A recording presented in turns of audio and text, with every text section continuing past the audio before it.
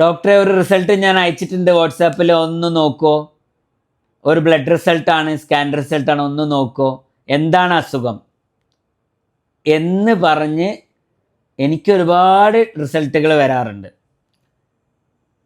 എൻ്റെ ഡോക്ടർ സുഹൃത്തുക്കൾക്കും അതുപോലെ കിട്ടുന്നുണ്ടാവും. നിങ്ങൾ ഡോക്ടറാണെങ്കിൽ നിങ്ങൾക്കും ഒരുപാട് ഇതേപോലെ റിസൾട്ടുകൾ കിട്ടുന്നുണ്ടാവും.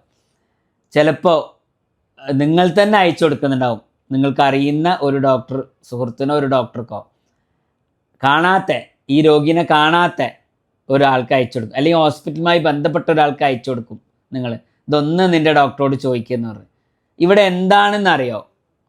ഇവിടെ ആ രോഗീനെ ഡോക്ടർ കാണുന്നില്ല. ഡോക്ടർ കണ്ട പേഷ്യൻറ്റിൻ്റെ റിസൾട്ട് പിന്നെ അയച്ചു കൊടുക്കുകയാണെങ്കിൽ കുഴപ്പമില്ല. ഞാൻ അങ്ങനെ എനിക്ക് വാട്സാപ്പ് ചെയ്യാൻ പറയാറുണ്ട്. ഞാൻ അവർക്ക് വേണ്ട മറുപടിയും കൊടുക്കാറുണ്ട്. എന്നെ കാണിച്ച ഷീറ്റും അയച്ചോളൂ. പിന്നെ എൻ്റെ നമ്പർ 98 46 411 007 9846 411 007. ഈ നമ്പറിലോട്ട് റിസൾട്ടും അയച്ചോളൂ. ഞാൻ നിങ്ങൾക്ക് എന്ത് ചെയ്യാം, മറുപടി തരാമെന്ന് പറയാറുണ്ട്. ഒരുപാട് ആളുകൾ ആ സേവനം ഉപയോഗപ്പെടുത്താറുണ്ട്. പക്ഷെ ഞാൻ കാണാത്ത ഒരു പേഷ്യൻറ്റിൻ്റെ റിപ്പോർട്ട് മാത്രം അയച്ചു തന്നാൽ അവിടെ ആ രോഗിയുടെ അസുഖം എന്താണെന്ന് ഞാൻ കേൾക്കുന്നില്ല. ആ രോഗിനെ ഞാൻ കണ്ടിട്ടില്ല, ആ രോഗിനെ ഞാൻ തൊട്ടു നോക്കിയിട്ടില്ല, ആ രോഗിനെ ഞാൻ മേടി നോക്കിയിട്ടില്ല, ആ രോഗിനെ ഞാൻ കോയിൽ വെച്ച് നോക്കിയിട്ടില്ല. കണ്ടിട്ടില്ല, തൊട്ടു നോക്കിയിട്ടില്ല, മേടി നോക്കിയിട്ടില്ല. ഇതെന്താ മേടി നോക്കൽ? മേടി നോക്കും, അതിനാണ് പെർക്കഷൻ എന്ന് പറയാം. മേടി നോക്കിയിട്ടില്ല, സ്റ്റെത്ത് വെച്ച് നോക്കിയിട്ടില്ല. അപ്പോൾ ഇതാണ് ക്ലിനിക്കൽ എക്സാമിനേഷൻ. നമ്മൾ അവരെ പ്രസൻറ്റിങ് കംപ്ലയിൻറ്റ് എന്താണെന്ന് കേൾക്കണം, എന്താണ് അവരെ അസുഖം എന്നുള്ളത് കേൾക്കണം, അതിൻ്റെ ഹിസ്റ്ററി, അതിൻ്റെ കഥകൾ full, history of presenting complaint full കേൾക്കണം.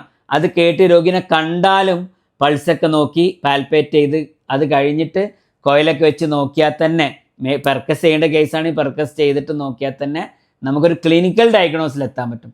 ഈ ക്ലിനിക്കൽ ഡയഗ്നോസിൽ എത്താതെ റിസൾട്ട് മാത്രം എനിക്ക് അയച്ചു തന്നു കഴിഞ്ഞാൽ റിസൾട്ടിൽ എന്താ പ്രിൻ്റഡ് അത് മാത്രമേ പറയാൻ പറ്റുള്ളൂ.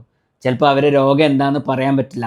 കാരണം ക്ലിനിക്കൽ ഡയഗ്നോസിസിൻ്റെ കൂടെ ആ ബ്ലഡ് റിസൾട്ടും കൂടി ചേരുമ്പോഴാണ് ഒരു ഡയഗ്നോസ് ആവുക എന്നുള്ളത് ദയവ് ചെയ്ത് ആളുകൾ മനസ്സിലാക്കുക. കാരണം ചിലതൊക്കെ ഞാൻ പറയും, രോഗിനെ കാണാതെ എങ്ങനെയാണ് മറുപടി പറയാന്നുള്ളത്.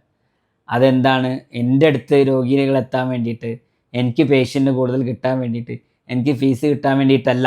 എനിക്ക് അയച്ചു തരുന്ന നിങ്ങൾക്ക്, അല്ലെങ്കിൽ എനിക്ക് ആ റിസൾട്ടിൻ്റെ പേഷ്യൻ്റ് ആരാണോ അവർക്കൊരു ഗുഡ് അഡ്വൈസ് വേണമെന്നുണ്ടെങ്കിൽ റിസൾട്ട് മാത്രം വെച്ചിട്ട് ഒരു ഗുഡ് അഡ്വൈസ് കിട്ടൂല, നല്ല അഡ്വൈസ് കിട്ടൂല. അത് ദയവ് ചെയ്തിട്ട് ഈ ഇൻഫർമേഷൻ മാക്സിമം ആളുകളിലേക്ക് ഷെയർ ചെയ്യുക. Thank you.